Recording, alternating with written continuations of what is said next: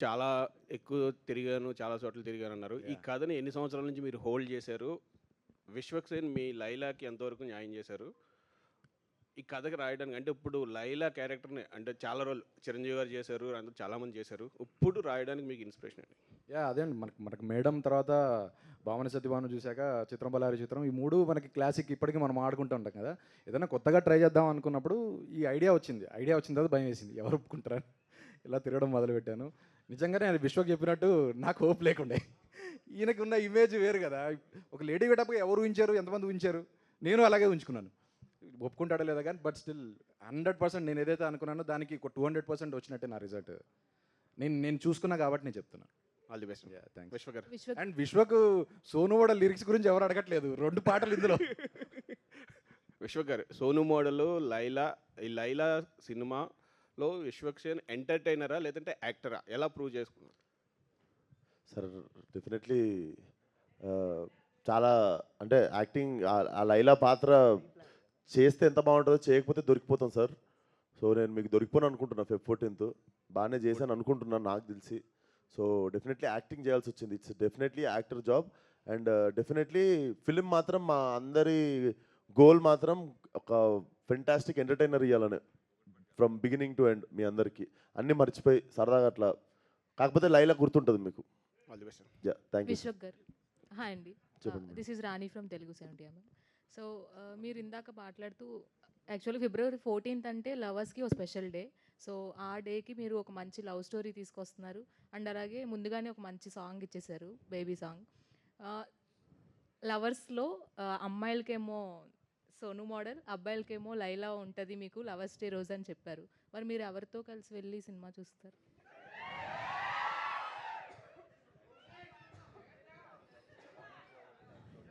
Morning show ఒకటి night show ఒకటి చూస్తా. సో ఎవరితో ఎక్కడ ఏంది ప్రస్తుతానికి అయితే ఖాళీగానే ఉన్నా, జాయిన్ కావచ్చు వాళ్ళన్న. యా విశ్వక్ గారు, యాక్చువల్గా అంటే ఒక అమ్మాయి పాత్ర పోషించడం అనేది చాలా టఫ్ కదా. ఇది పోషించిన తర్వాత అమ్మాయిల పట్ల మీకు ఎలాంటి ఫీలింగ్ కలిగింది? అంటే వాళ్ళ వాళ్ళ ప్రాబ్లమ్స్ మీద కానీ. సార్ పాత్ర పోషించక ముందు నుండి నాకు అమ్మాయిల పట్ల చాలా గౌరవం. పాత్ర పోషించిన తర్వాత వాళ్ళు చెప్పులు వేసుకునేదానికి, వాళ్ళకి రెడీ అయ్యేదానికి, వాళ్ళకు ఉన్న ఓపికకి చాలా పెద్ద దండం పెట్టబుద్ధి అయింది. అది డెఫినెట్లీ ఉంది. ఆ గౌరవం ఇంకొంచెం పెరిగింది.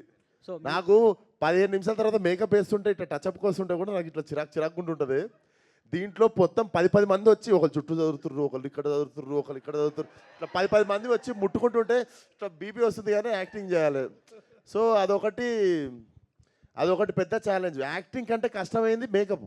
నాకు యాక్చువల్లీ యాక్టింగ్ ఈజీగా అయిపోయింది లైలది.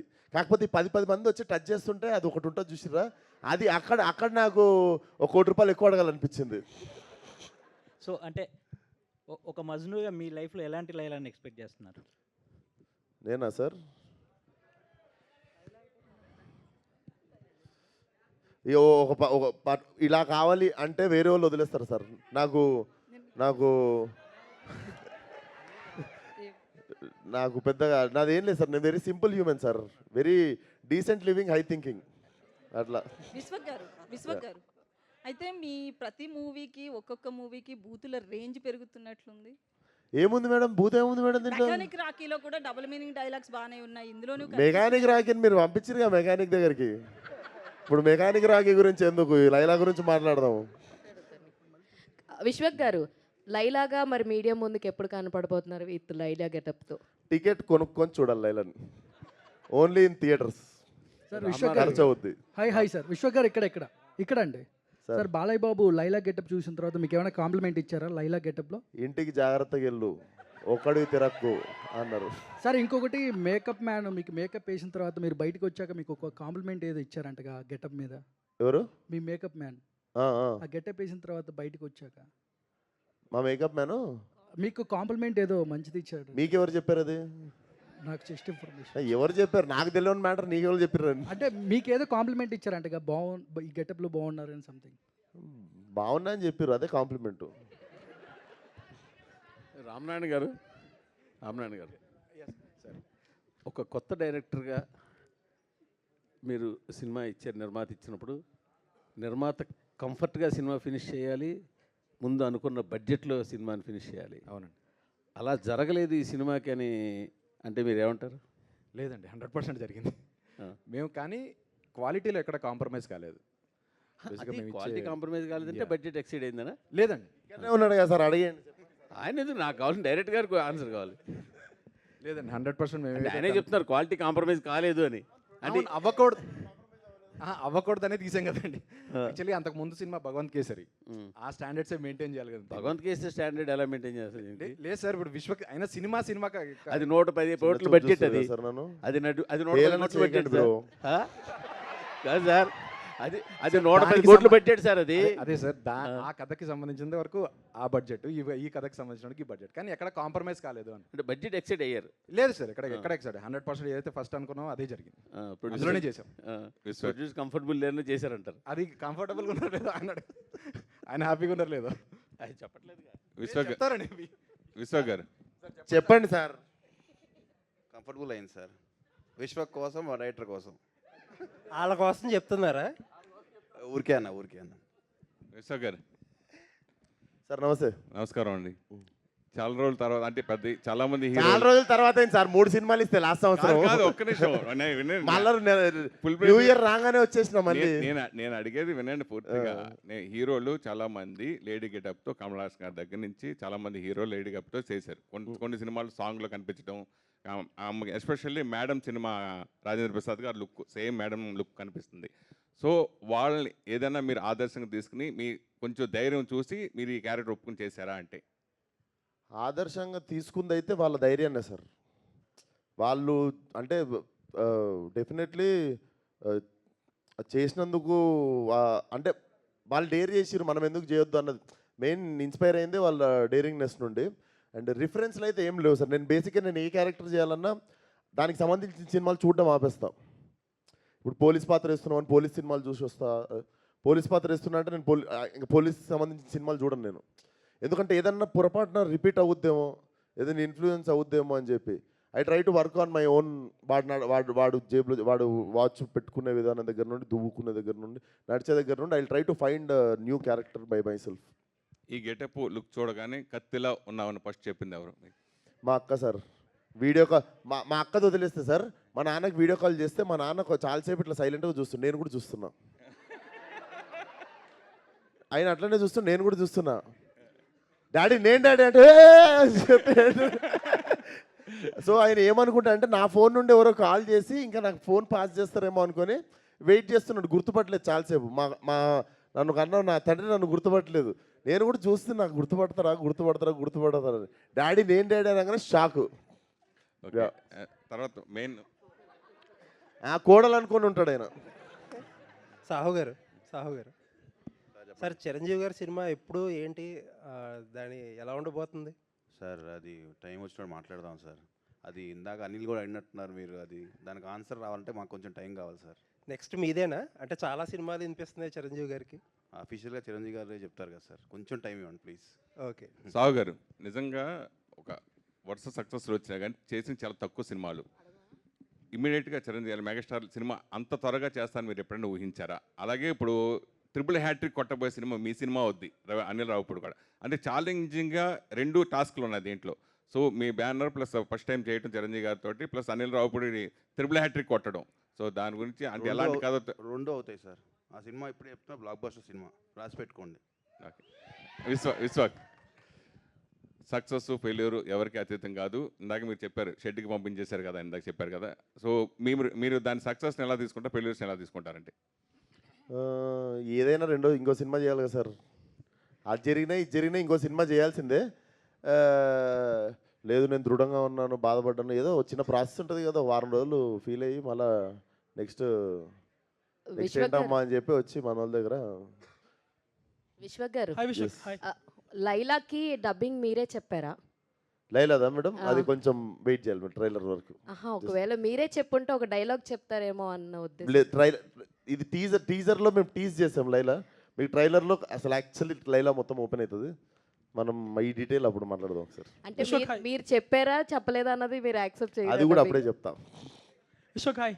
సో సాంగ్ బాగుంది, బట్ వింటున్నంతసేపు గుండెల్లోన సాంగ్, పడిపోయిన పిల్ల, ఇలాంటి సాంగ్స్ గుర్తొస్తున్నాయి మీది లియాన్ జేమ్స్ గారిది. సో మేబీ ఇప్పుడు కూడా వర్కౌట్ అవ్వచ్చు, but do you think it will be too much of similar songs going forward? Too much అంటే నీకు ఫస్ట్ ఆఫ్ ఆల్ అక్కడ నీకు ఆదిత్య సేమ్ సింగర్, ఆల్మోస్ట్ పడిపోయింది పిల్ల సేమ్ సింగర్, సింగర్ సేమ్ అయిపోయి నా ఫేస్ సేమ్ అయిపోయి నీకు మ్యూజిక్ డైరెక్టర్ నీకు ఆ వైబ్ బీచ్ మళ్ళీ అది బీచ్ మీదకి వచ్చేసరికి నీకు ఆ సిమిలారిటీ కొడుతుంది.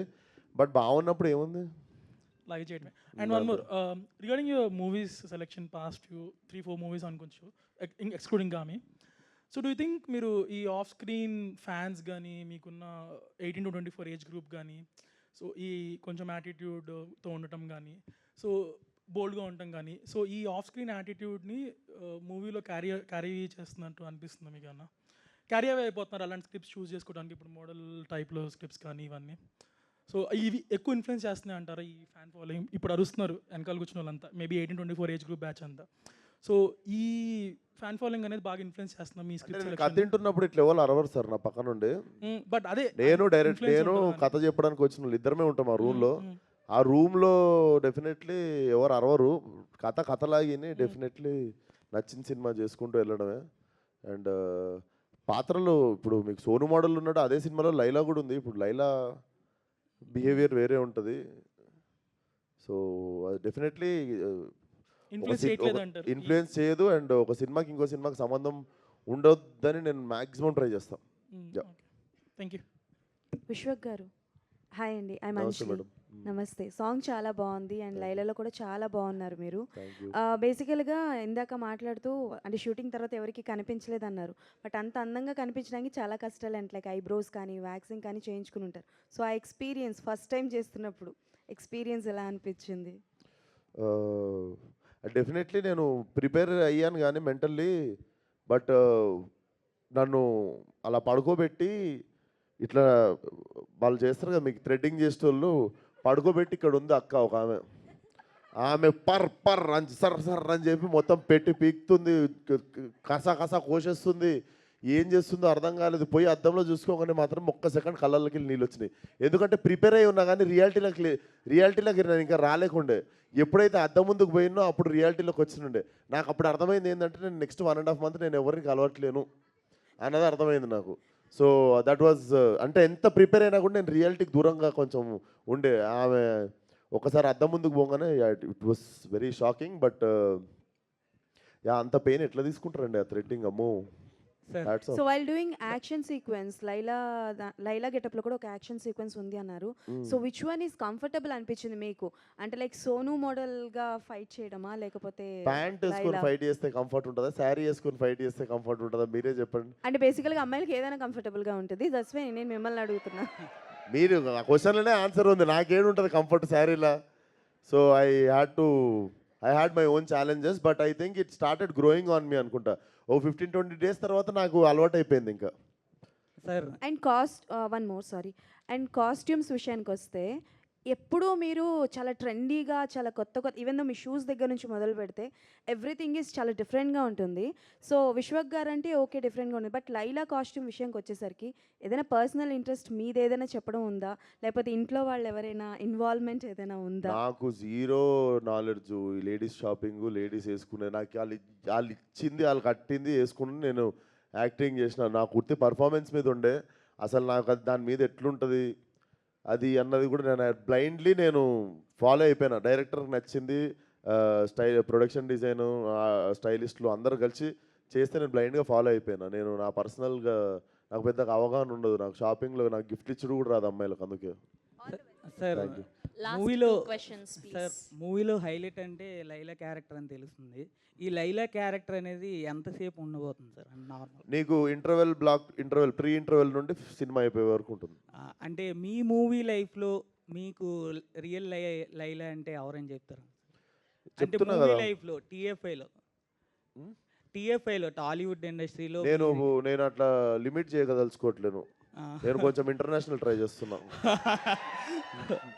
విశ్వక్ సేన్ గారు hello sir, this is Chandu anchor from filmy looks. So first of all బాగున్నాయి సార్, సాంగ్స్ బాగుంది, టీజర్ బాగుంది.